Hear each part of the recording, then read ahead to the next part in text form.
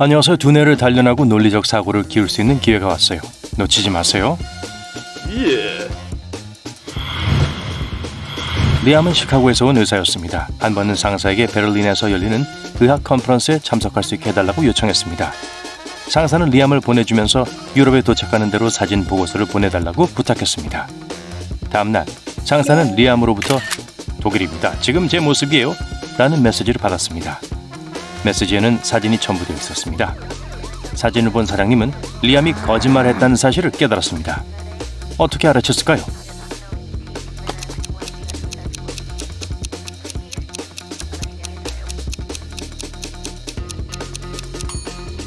사진에서 벽에 있는 시계는 상사 사무실의 시계와 정확히 같은 시간을 표시합니다. 리암이 독일에 있었다면 시차 때문에 다른 시간이 표시됐을 거예요.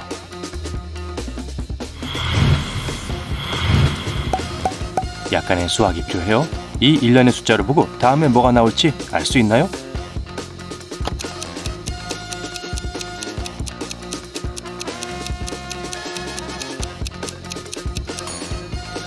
긴 숫자가 될 거예요. 보시다시피 다음 숫자는 그 앞에 있는 숫자를 구두로 표현한 것입니다. 이런 식으로 하나로 시작하면 시퀀스의 다음 숫자는 하나하나가 됩니다. 그리고 다음 숫자는 둘 하나이고 하나 둘 하나 하나가 되는 식입니다.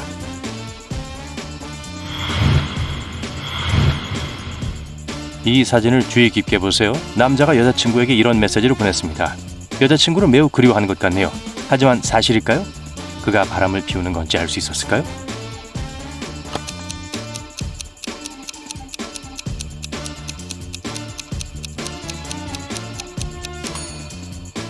네, 안타깝게도 그렇네요. 이 냅킨에 립스틱 자국이 있네요. 다른 여자랑 있는 게 틀림없어요.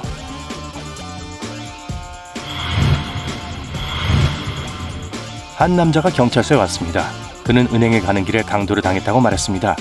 큰 돈이 든 서류 가방을 들고 있었는데 검은 마스크와 장갑을 낀 남자가 그를 공격했어요. 강도는 서류 가방을 빼앗아 달아났습니다. 경찰관은 그 남자의 말을 듣고 오른쪽 뺨에 새로 난 상처에 대해 물었습니다. 그 남자는 범인이 끼고 있던 반지에서 생긴 상처라고 대답했습니다. 이 말을 듣고 경찰관은 그 남자가 거짓말하고 있다는 것을 즉시 알았습니다. 그는 어떻게 알아챘을까요?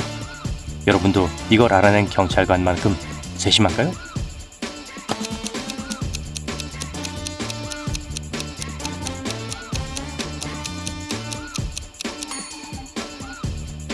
범인이 장갑을 끼고 있었다고 말했기 때문에 손가락에 낀 반지에 대해 알 수 없었습니다.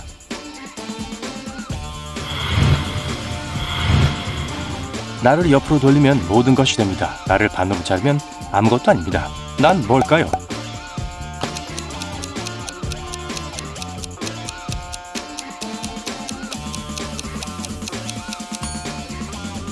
숫자 8이에요. 옆에서 보면 무한대 기호처럼 보여요.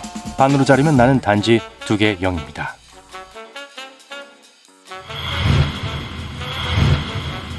이 사람들을 잘 보세요. 여러분의 임무는 남자가 어느 여자에게 관심이 있는지 알아내는 거예요.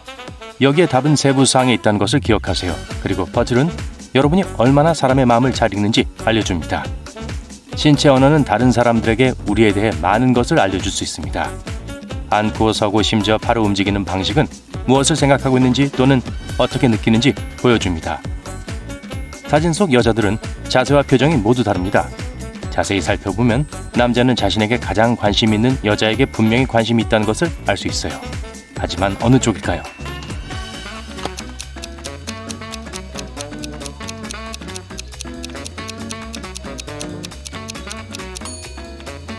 왼쪽에서 두 번째입니다.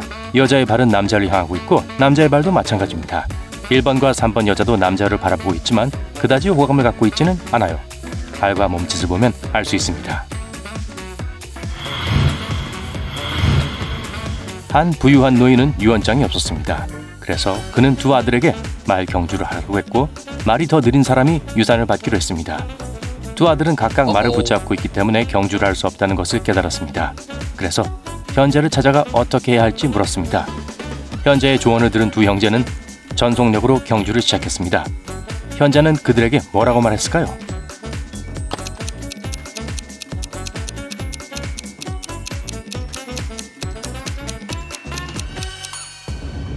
그는 말을 바꿀 것을 권했습니다. 이제 경주에서 이긴 사람이 유산을 물려받게 되는데 사실상 여전히 느린 말을 소유하고 있기 때문입니다.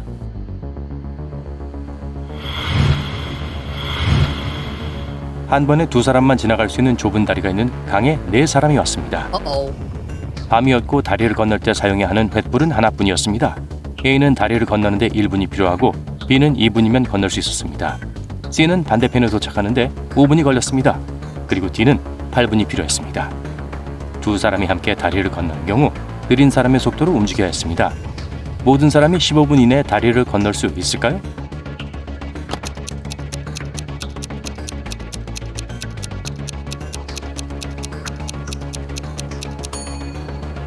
네, 가능해요. 어떻게 할 수 있는지 살펴봅시다. 먼저 A와 사람 B가 다리를 건너고 사람 A가 횃불을 다시 가져옵니다. 3분이 걸립니다. 다음으로 C와 D가 다리를 건너고 그 후에 B가 불빛을 다시 가져옵니다. 10분이 더 걸립니다. 마지막으로 A와 B가 다시 다리를 건넙니다. 여기에도 2분이 더 걸립니다. 총 15분 남았습니다. 최근 마크는 무릎이 불편했어요. 그래서 의사에게 가기로 했습니다. 전문가는 남자를 진찰한 후 여기 해결책이 있습니다 라고 말하며 종이 한 장을 주었습니다. 그리고 방을 나갔습니다. 메모에 적힌 내용에는 의사가 무엇을 의미했을까요?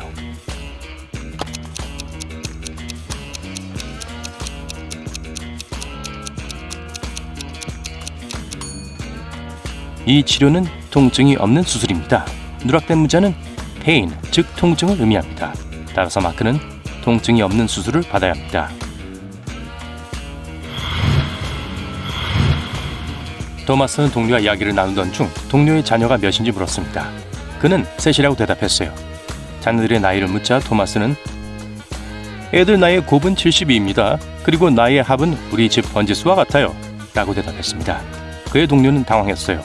다음에 토마스의 집에 초대를 받았을 때 집 주소에 주의를 기울였지만 여전히 아이들의 나이를 알아낼 수 없었습니다. 토마스는 힌트를 주기로 했어요. 아 맞다. 첫째가 초콜릿 푸딩을 좋아한다는 말을 깜빡했네요. 그 후 그의 동료는 세 자녀의 나이를 알아냈습니다. 세 아이의 나이를 알 수 있나요?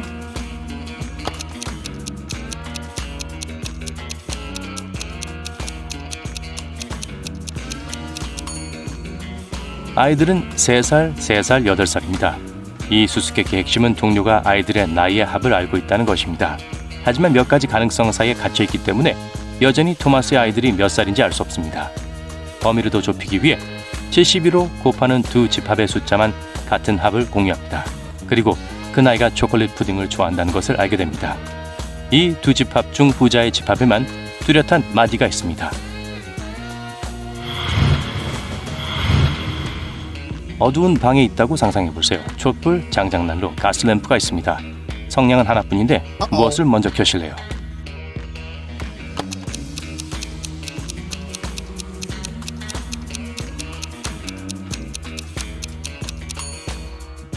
우선 성냥에 불을 붙여야 합니다.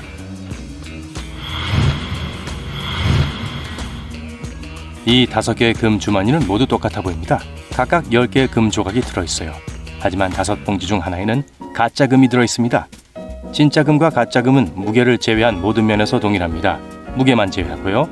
가짜 금 조각의 무게는 0.1온스, 진짜 금 조각의 무게는 1온스입니다.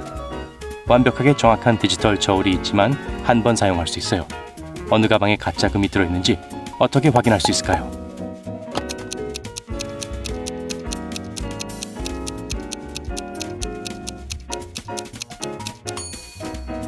첫 번째 봉투에서 금 1개, 두 번째 봉투에서 2개, 세 번째 봉투에서 3개, 네 번째 봉투에서 4개, 다섯 번째 봉투에서 5개를 꺼내야 합니다.